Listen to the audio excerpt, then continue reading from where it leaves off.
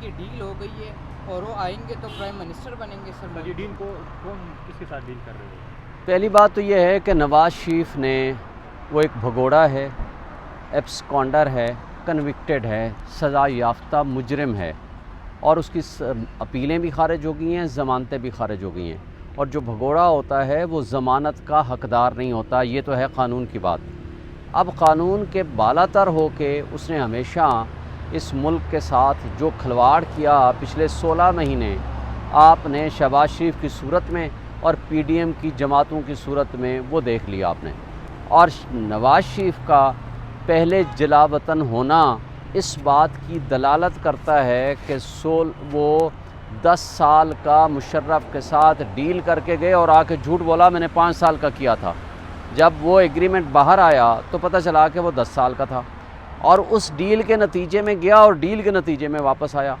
फिर बाजवा के ख़िलाफ़ कल परसों वो जो बातें कर रहा था, उससे पूछा जाए कि आप कहते हो 2017 में उसने जुर्म किया था, 2019 में आपने एक्सटेंशन के लिए शहबाज शरीफ, ख्वाजा आसिफ का इंटरव्यू आप पढ़ लें, उनके साथ बैठ के आपने कैसे फिर एक्सटेंशन दे दी।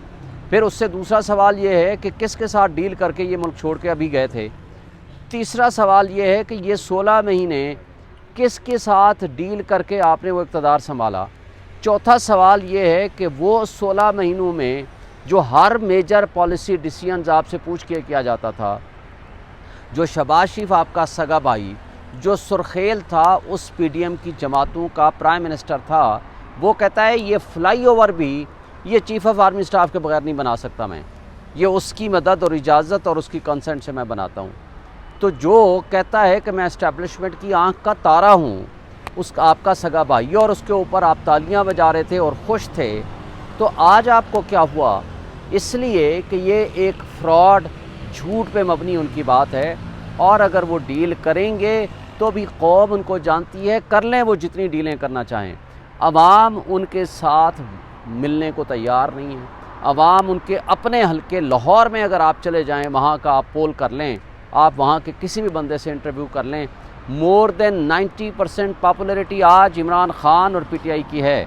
और उसके बावजूद देखें, अगर हमारे मुल्क की इस्टेब्लिशमेंट और हमारे मुख्तदर तबके और इलेक्शन कमीशन ये और नवाज़ शरीफ, शहबाज शरीफ और पीडीएम की जमातें, ये सारे मिलके अगर धांधली करके भी पीटीआई को हरा सकते होते तो ये 60 दिन में इलेक्शन करा देते, 90 दिन में इलेक्शन करा देते।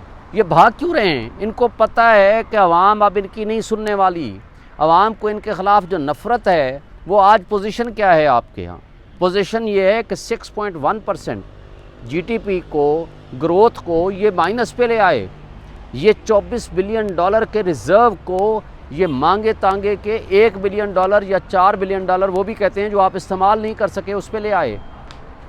और उसके साथ 16 रुपये बिजली के यूनिट को उठा करके आज 60 रुपये बिजली का यूनिट इन्होंने कर दिया है।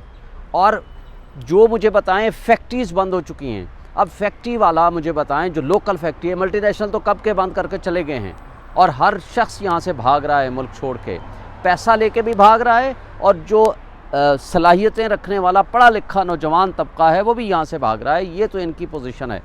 और मुझे बताएं कि 25% अगर सूद का रेट होगा, कौन शख्स होगा इतने महंगी बिजली लेके और साथ उस 25 रुपये का सूद अदा करके वो यहाँ फैक्ट्री लगाएगा या फैक्ट्री को कंटिन्यू करेगा, सस्टेन कर सकेगा? ये मुमकिन ही नहीं है। तो यानी मुल्क की तबाही के ये ज़िम्मेदार हैं ये शहबाज शरीफ, नवाज़ शरीफ, पीडीएम की जमातें और हमारे मुल्क की एस्टेब्लिशमेंट। इन्होंने इस मुल्क के साथ वो खिलवाड़ किया है। एक शख्स इमरान खान की दुश्मनी में 24-25 करोड़ आवाम को महंगाई और बदअमनी, तबाही के दलदल में फंसा दिया है। अब इससे निकलने का क्या रास्ता है? वाहिद रास्ता है फ्री एंड फेयर इलेक्शंस, और इस बेयकीनी की कैफियत को ख़त्म करें।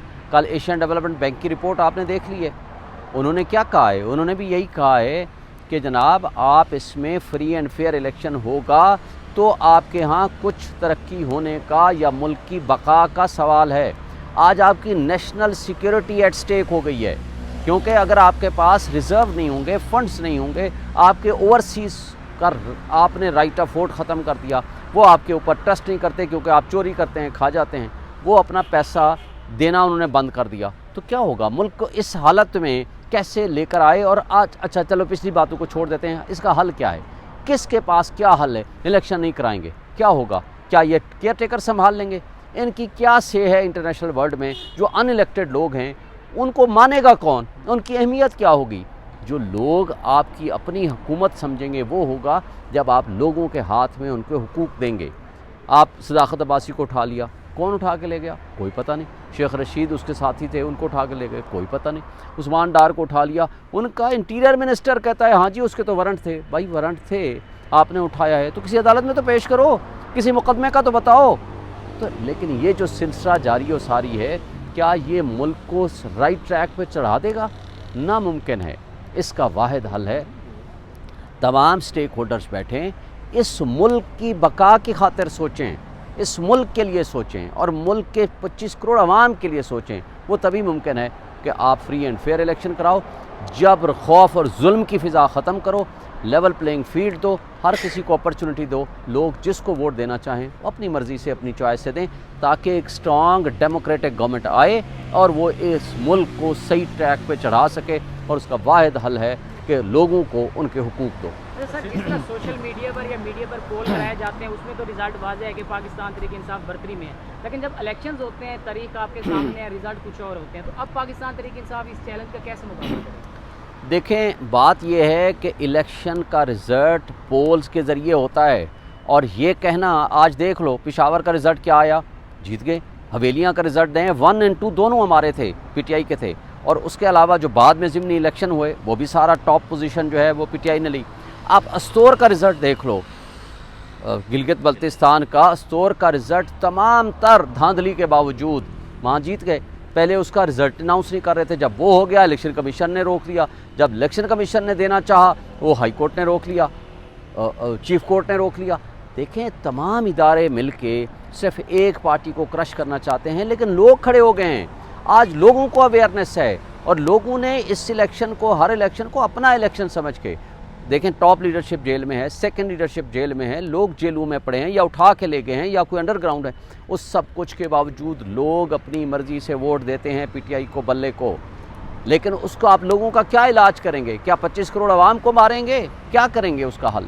اس لیے میں سمجھتا ہوں، سوال لیجیے گا سر، دنیا جانتی ہے کہ پی ٹی آئی اور عمران خان کی پاپولیرٹی ریٹ کیا ہے سر، اگر پھر بھی الیکشن ہوتے ہوئے تو نظر نہیں آ رہے، اگر الیکشن ہوتے اور پاکستان تحریک انصاف کی ان کے باوجود بھی حکومت نہیں بنتی تو سر اس حوالے سے کیا کہیں گے؟ دیکھیں ہم تو ایک ہی مطالبہ کر رہے ہیں نا، فری اینڈ فیئر الیکشن۔ جب فری اینڈ فیئر الیکشن ہوگا، ان حالات میں مجھے بتائیں کون کریڈیبل الیکشن مانے گا؟ ان حالات کے الیکشنز کو تو لوگ کہاں تسلیم کریں گے؟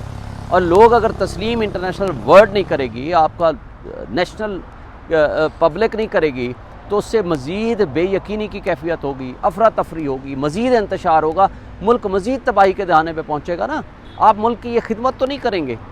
دیکھیں ایک شخص کی میں کہتا ہوں نا دشمنی میں کتنے لوگوں کو آپ سزائیں دیں گے؟ اب بس کرنا چاہیے ہمارے اداروں کو بھی، بس کرنا چاہیے ہمارے مقتدر طبقوں اور حلقوں کو بھی۔ آج بھی مجھے بتائیں، یو این ڈی پی کی رپورٹ ہے 17.5 سے 18 بلین ڈالر سالانہ یہ ہم اپنی اشرافیہ کو مفت مراعات دیتے ہیں۔ یہ مراعات ہیں، اس میں کون ہیں؟ ججز ہیں، جرنیل ہیں، سول بیوروکریسی ہے، ملٹری بیوروکریسی ہے، ہم ان کو دے رہے ہیں۔ لیکن یہ نہیں کرتے لوگ، غریبوں پہ تو آپ ظلم ڈھا رہے ہو، وہ خودکشیاں آپ ساری پبلک دیکھ رہی ہے، لیکن یہ نہیں کرتے کہ یہ جو مراعات ہیں ان کو آدھی کم کر دیں۔ آپ 9 بلین ڈالر ہی کم کر لیں، اور 1 بلین ڈالر کے پیچھے آپ بھکاری بن کے گھوم رہے ہیں۔ یہ تو آپ کے ملک کی اشرافیہ کا حال ہے۔ کس نے کہا تھا کہ جناب کاکڑ صاحب اپنے بڑے لاؤ لشکر کے ساتھ آپ وہاں چلے جائیں؟ بھائی آپ ان الیکٹڈ آدمی ہو، آپ ملک کے حالات کو ٹھیک کرو، وہاں آپ کی کیا ضرورت تھی؟ کئی لوگ نہیں آئے، آپ کسی بھی نمائندے کو ایک کو بھیج دیتے۔ تو بات یہ ہے کہ ان کا پریفرنس پبلک نہیں ہے، ان کی ترجیح آپ کے لوگ، آپ کی عوام نہیں ہیں، ان کی ترجیح صرف اپنے مفادات کا تحفظ ہے، جس کی وجہ سے آج ہمارا ملک تباہی کے دہانے پہ پہنچا ہوا ہے۔ اور کہتے ہیں جی عمران خان باہر چلا جائے گا۔ بھائی اس کا مرنا جینا اس ملک کے ساتھ ہے۔ ملک سے باہر ڈیل کر کے وہ بھاگتے ہیں جنہوں نے کرپشن کا، لوٹ مار کا پیسہ ملک سے باہر رکھا ہوتا ہے۔ مجھے بتائیں، جس شخص نے بچے باہر، اس کا بزنس باہر، اس کی پراپرٹی باہر، اس کے ڈالر سارے باہر. اب جی ڈالر کا ریٹ بڑھ رہا ہے، کم ہو رہا ہے، اس سے ان کو کیا فرق پڑے گا؟ مرنا تو غریب آدمی نے ہے نا، جس نے اس ملک میں رہنا ہے، جس کا مرنا جینا اس ملک میں ہے. تکلیف تو اس کو ہے. انہوں نے عیاشی کرنی ہے باہر، صرف ہمیں غلام اور رعایا سمجھ کے ہمارے اوپر اقتدار حاصل کرنے اور یہاں عیاشی کرنے کے لیے اور حکمرانی کرنے کے لیے وہ لوگ یہاں آتے ہیں. ایسے لوگوں کو لوگ اب پہچان چکے ہیں، ان کو ریجیکٹ کرتے ہیں، اور ایسے لوگوں کو ووٹ نہیں ملنا، یہ ان کو پتہ ہے. اب یہ جھوٹے موٹے بیانے گھڑنے کی کوشش کر رہے ہیں، لیکن ان کی چلنے والی نہیں ہے. سر پہلے کہا گیا تھا کہ کمپلیکس میں عمران خان صاحب کی جج زیبا کے حوالے سے جو ایف آئی آر رجسٹر تھی، اس میں آج پروسیڈنگز تھیں، اور اس میں آج ان کی بریت کے لیے اپلیکیشن فائل تھی، جس پر بحث بھی مکمل ہو چکی تھی جج امان ملک صاحب کے پاس، جن کا ٹرانسفر ہو گیا ہے. اور جج امان ملک کی ٹرانسفر کے بعد اب یہ مقدمہ جج زیبا کا یہ آ گیا ہے مرید عباس صاحب کی کورٹ میں. اور آج ہم ان کی کورٹ میں پیش ہو کے ہم نے ان سے یہی درخواست دی ہے کہ سرکار اور پروسیکیوشن کو پابند کیا جائے کہ وہ بھی کیس میں پیش ہوں اور عدالت کی معاونت کریں اور عدالت کو اسسٹ کریں، اور جج زیبا کیس میں اس بات کا فیصلہ ہو کہ یہ کیس آگے چلنا ہے یا اس کیس میں بریت ہو. کیونکہ اس میں جو اہم گواہ ہیں، جو ایگریوڈ پارٹی ہے، ان کے بیان ہی جو ہیں وہ انٹائرلی مسنگ ہیں، ریکارڈ کا حصہ ہی نہیں ہے. تو آج ہم نے ان کو یہ درخواست کی ہے کہ ہماری اویلیبلٹی تو ہر وقت ہے، مگر جو اسپیشل پروسیکیوٹرز اپوائنٹ ہیں وہ عدالت میں پیش نہیں ہو رہے. آپ انہیں پابند کریں. جب وہ بحث کر لیں تو ہم بھی تیار ہوں گے کہ ہم بھی کیس کو آرگیو کریں گے. ابھی ہم اسلام آباد ہائی کورٹ میں آ گئے ہیں، جہاں عمران خان صاحب کی 9 ریویژن پٹیشنز ہیں. یہ ریویژن پٹیشنز فائل کی گئی ہیں، جو ان کی ضمانتیں نیچے ڈسمس ہو گئیں ٹیکنیکل گراؤنڈز پہ، اور میرٹس پر جن کا فیصلہ نہیں ہو سکا. سو آج ڈویژنل بینچ چیف جسٹس عامر فاروق صاحب اور جسٹس جہانگیری صاحب کی سربراہی میں اس پہ سماعت کرے گا اب سے تھوڑی دیر کے بعد، اور اس پہ آج باقاعدہ پراپر ہیئرنگ ہوگی. آج سرکار کو یہ بھی ہدایت ہے کہ وہ رپورٹ سبمٹ کریں کہ کتنے مقدمات میں خان صاحب نامینیٹ ہیں اسلام آباد میں، اور کتنے مقدمات میں ان کی گرفتاری جو ہے وہ لی جا چکی ہے. چیف جسٹس صاحب کا آنا آف کورس خوشائند ہے. ہم امید کرتے ہیں کہ انصاف کی فراہمی میں بحالی ہوگی، اور خان صاحب کے بھی جو کیسز ہیں، اور ہر شہری کو جو انصاف ہے وہ ان کی سربراہی میں کورٹس اپنا کام کریں. Thank you very much. مجھے اب میری ہیئرنگ ہے. میں آپ کے لیے میں عدالت